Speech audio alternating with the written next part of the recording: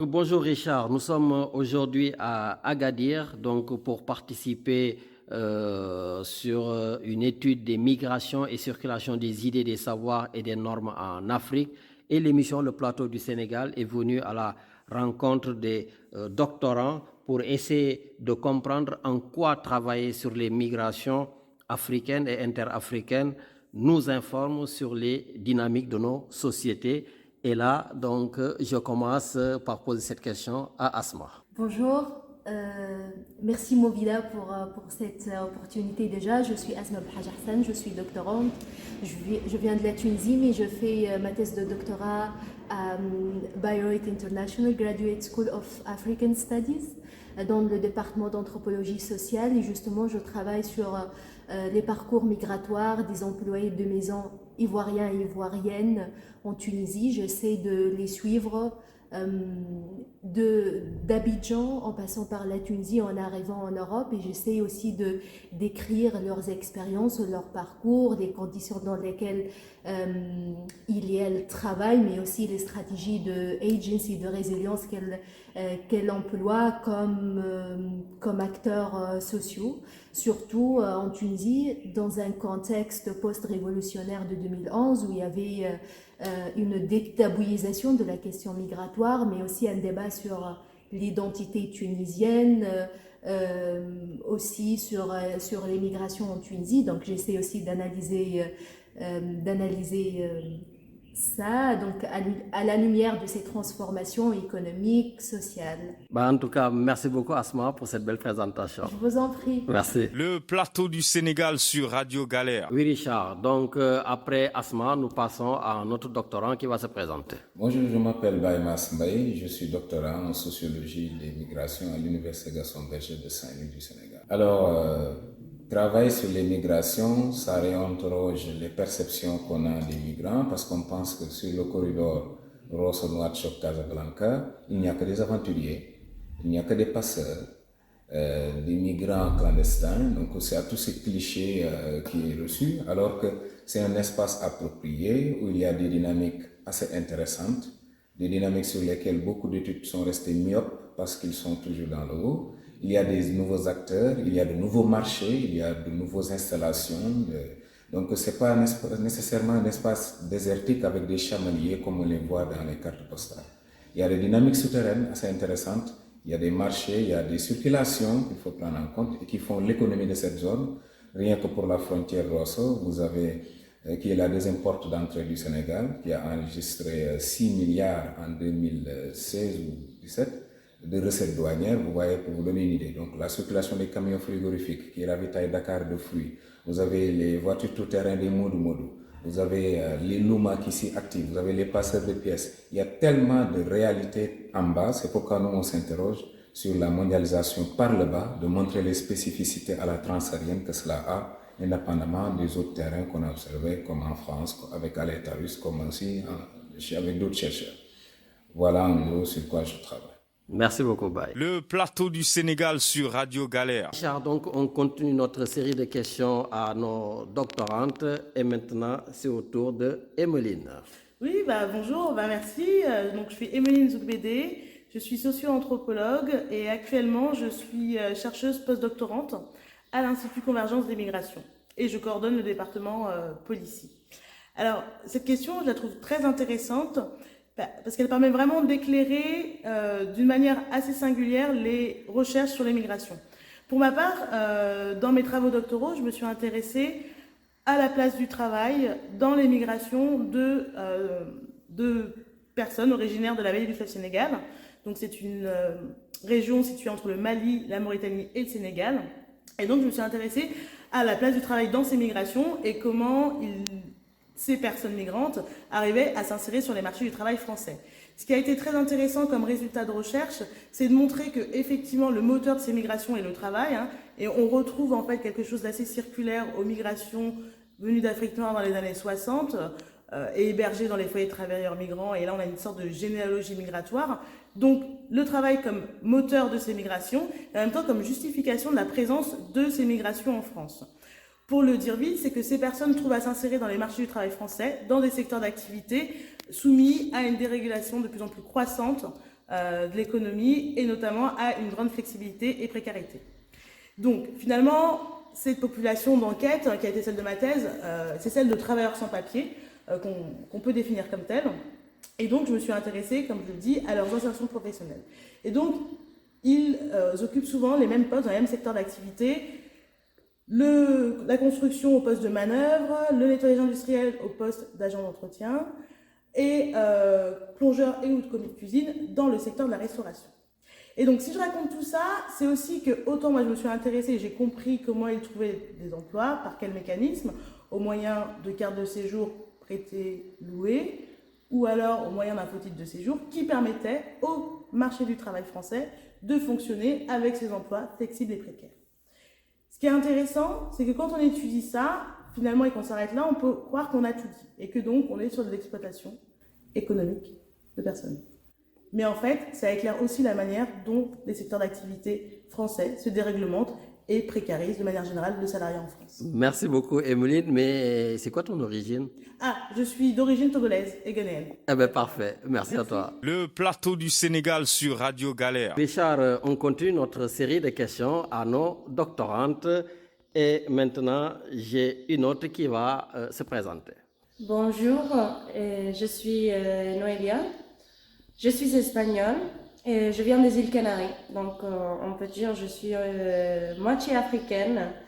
Et sur la migration, je voulais dire, je pense qu'on commet beaucoup d'erreurs en tant que chercheur et doctorant. Je ne peux pas analyser la migration africaine sans connaître les sociétés et les dynamiques sociales africaines. Donc c'est pour cela que moi je me suis intéressée plutôt à connaître les dynamiques sociales sénégalaises et comment la société est structurée et quels sont les imaginaires sociaux et quelles sont les motivations des jeunes, quelles sont les frustrations des jeunes et quel est le rôle de maman dans la société sénégalaise et quels sont les facteurs culturels qui poussent les Sénégalais à prendre la route migratoire. Et je pense que c'est la base. Je pense que tout chercheur doit s'intéresser d'abord à connaître bien les pays qui veut enquêter en fait. Et justement, Noélia, je vois que tu es une vraie chercheuse parce que tu parles Wolof presque mieux que moi. Ah ouais, tout direct. Mais dama bëgg jàngal Wolof. Mais au fil du temps, j'espère, Inch'Allah, je vais bien parler Wolof. Mais yaa ngi ciy wax bu baax nga ne yaay yi ñoo tax nit ñi di jël bateau yi ak yooyu les mamans. Les mamans. waaw nga ne la mère elle est très importante. Ah, la mère, elle est la base des sociétés sénégalaises. Elle est la base, elle est la reine. Il y a une dette morale envers les mamans. C'est pour cela que beaucoup de Sénégalais se disent si je n'ai pas d'opportunité ici pour nourrir ma mère, il faut que je parte ailleurs. Et ça, c'est aussi une des motivations, mais il y a plusieurs. Mais ça, c'est une des motivations des Sénégalais pour prendre la route. D'accord. En tout cas, merci beaucoup. De rien, ñoo ko bokk. Allez, merci. Au revoir. Jërëjëf. Le plateau du Sénégal sur Radio Galère. Richard, donc comme tu le vois, la série donc de nos intervenants continue. Et là, maintenant, nous donnons la parole à une autre doctorante qui va aussi se présenter. Ok, bonjour, je me présente Idoumoukal Safiatou. Je suis doctorante à l'université Abdou Moumouni de Niamey et je travaille sur les trajectoires des enfants de la rue dans la ville de Niamey. Au fait, l'objectif de ce travail, c'est d'étudier les dynamiques migratoires des enfants de la rue, d'étudier ou bien d'analyser leur trajectoire au sein de la ville en posant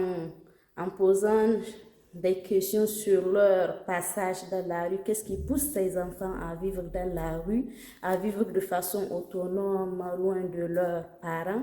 Et aussi, c'est essayer de voir les conditions dans lesquelles vivent ces enfants.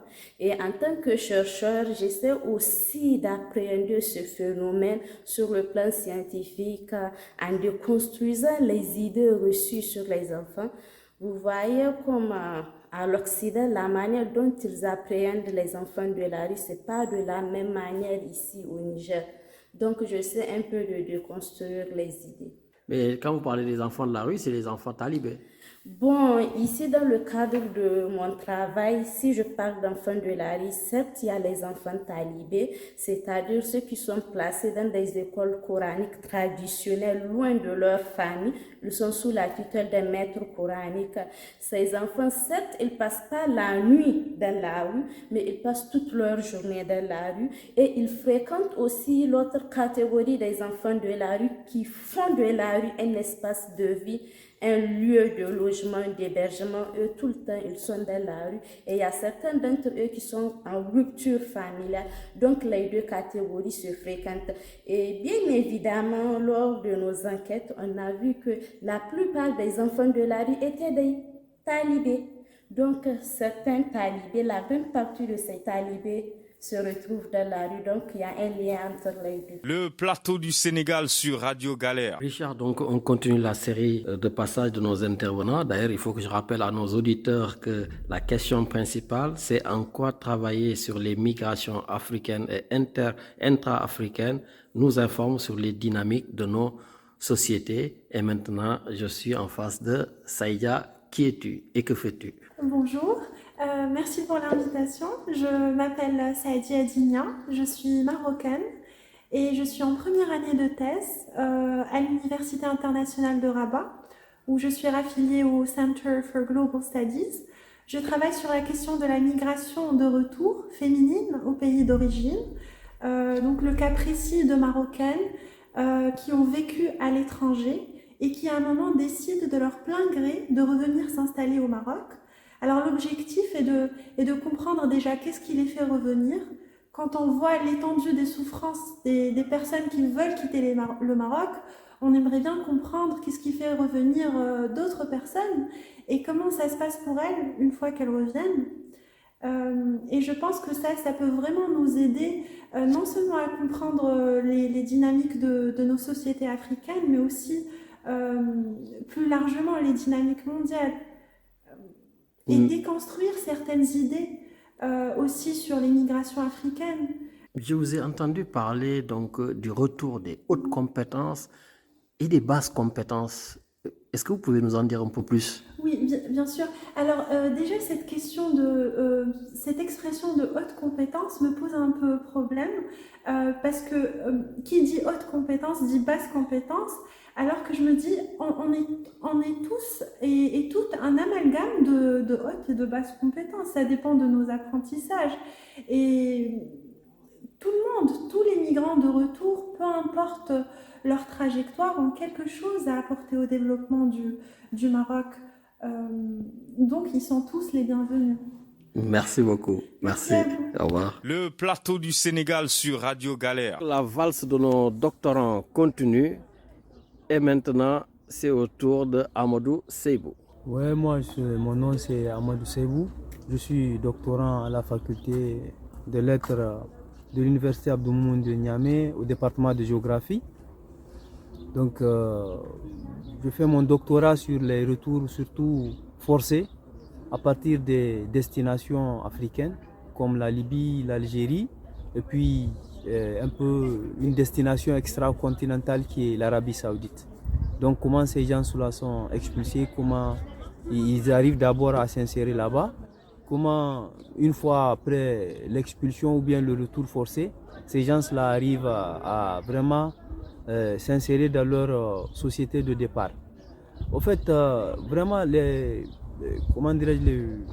l'importance d'étudier ces migrations intra-africaines, c'est de comprendre vraiment les dynamiques intra. Parce que, au fait, les projecteurs étaient orientés avant entre l'Afrique et les autres continents. Mais il est très essentiel de savoir comment ça se passe entre les pays. Par exemple, comment dans le contexte de guerre en Libye, comment les gens, est-ce que ça a augmenté la vulnérabilité de nos migrants? Comment les rapports avec les Libyens, avec nos gens qui partent chez eux, comment ça se construit autour de la violence qui est là? Et au niveau de l'Algérie aussi, comment ça se construit, comment les gens sont expulsés, comment les gens ils arrivent malgré ces expulsions à s'insérer dans cette société-là. Donc il est très important de savoir, de questionner toutes ces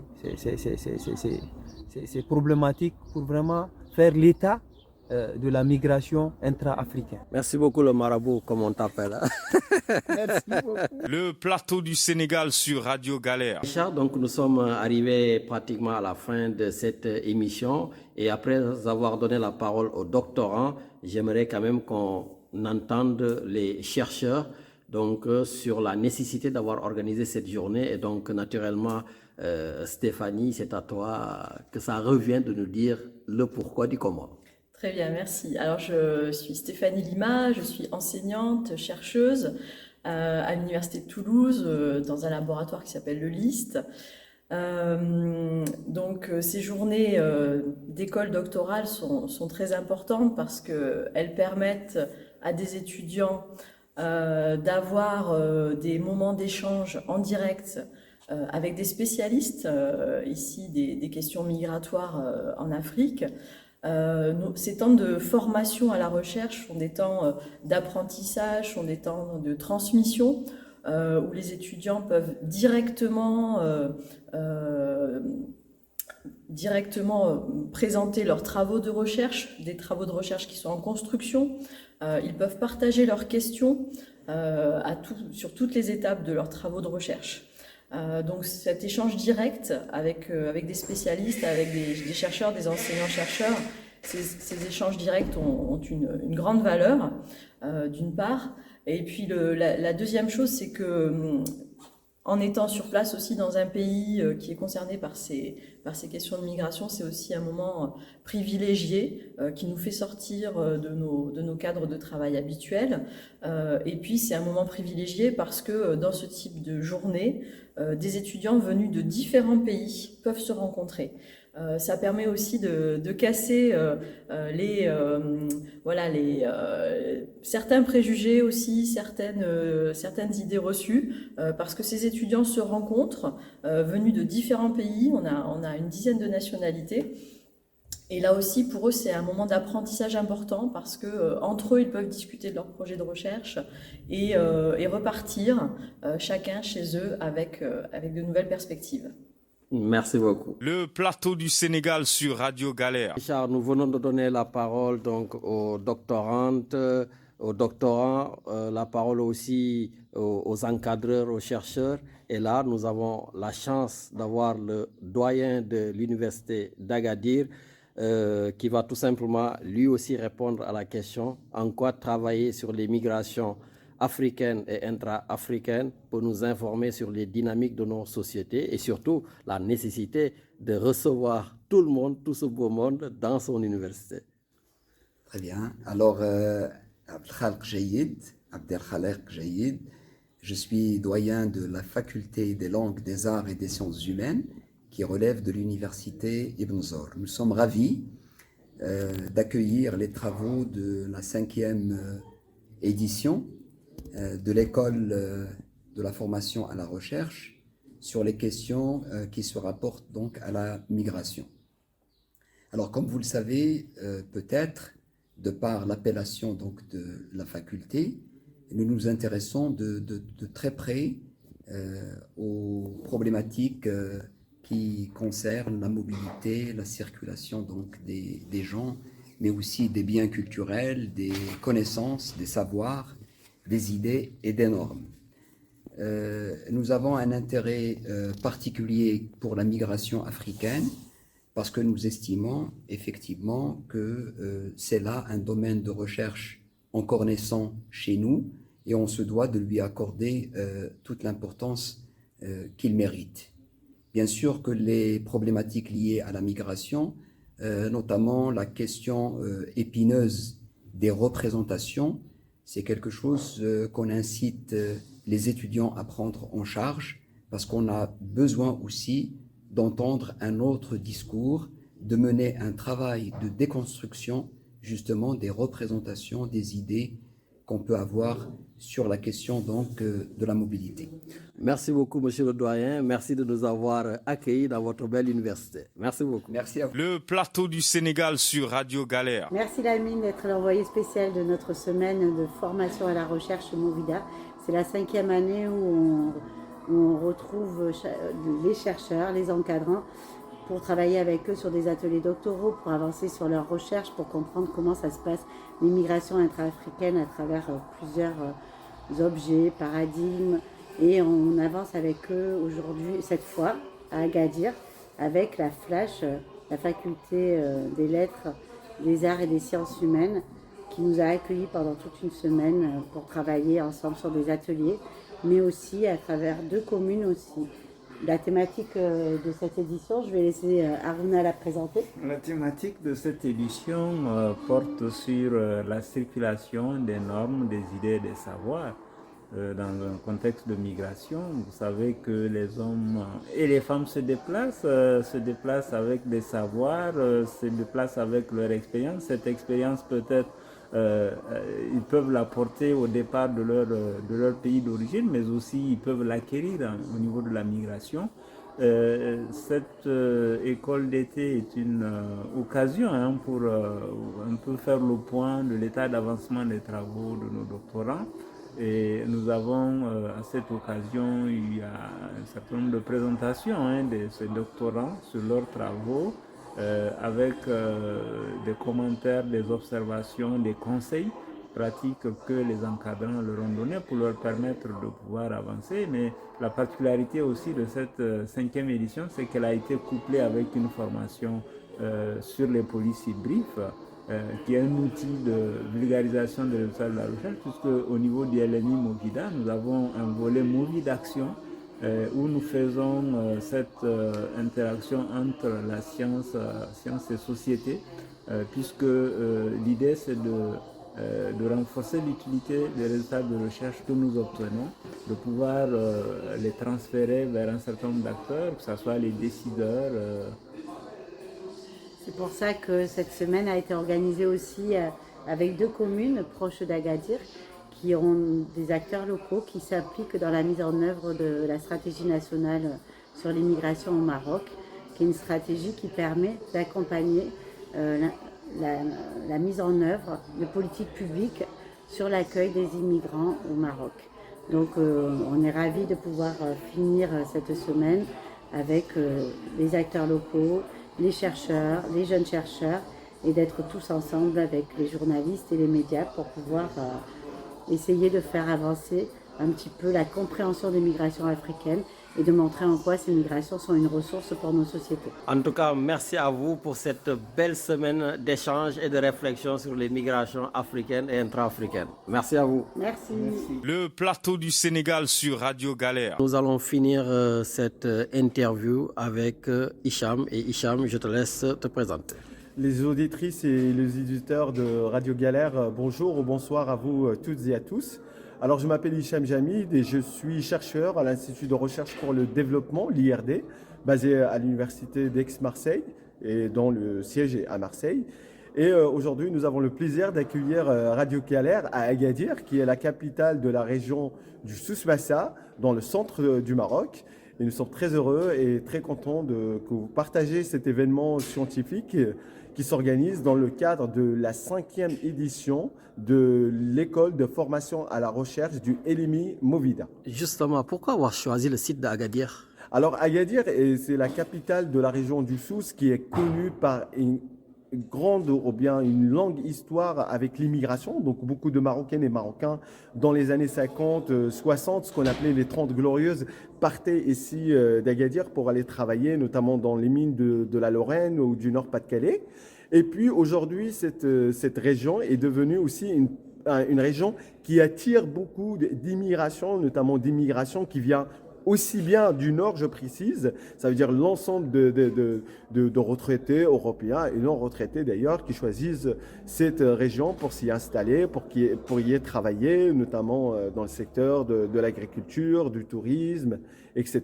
Et puis aussi, on a une immigration, on va dire, de ce qu'on appelle des migrants originaires des pays de l'Afrique subsaharienne. Et du coup, on trouvait que c'était intéressant d'organiser cet événement ici, notamment aussi grâce à nos différentes coopérations et collaborations avec des laboratoires de recherche ici, avec l'université, mais aussi avec les collectivités locales, notamment la commune d'Inzgan et la commune de Tchera et d'Agadir. Merci beaucoup Hicham d'avoir choisi ce magnifique site. On s'est régalé, vraiment bien régalé. Merci. Merci à vous. Merci. Le plateau du Sénégal sur Radio Galère. Nous venons donc, Richard, de boucler avec toutes ces interventions cette école de formation sur les migrations et les circulations des idées, des savoirs et des normes en Afrique. Et je peux te dire que par rapport aux différents travaux de nos enseignants et chercheurs, il faudra préciser quand même qu'au niveau mondial, le continent africain présente une mobilité internationale moins importante que celle des autres régions du globe terrestre. Et malgré tout, les migrations internationales africaines continuent de susciter des craintes de plus en plus aiguës. Ces migrations suscitent des débats de plus en plus sectaires, ça suscite des politiques de plus en plus drastiques, ce qui entraîne des contrôles de plus en plus stricts, soi-disant, pour maîtriser les flux migratoires.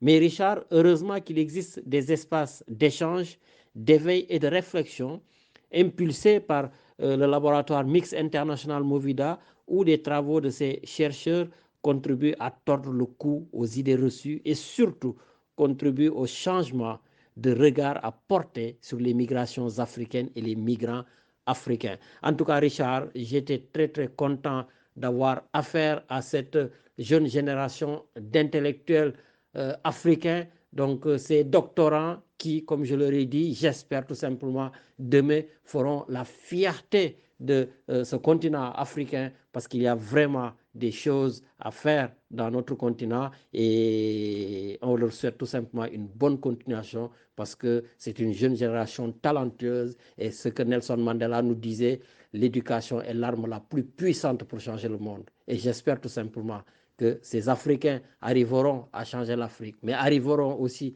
à changer le regard de certains Occidentaux sur l'Afrique et leurs migrants. En tout cas, très bonne émission avec Étienne et on vous dit tout simplement à samedi prochain.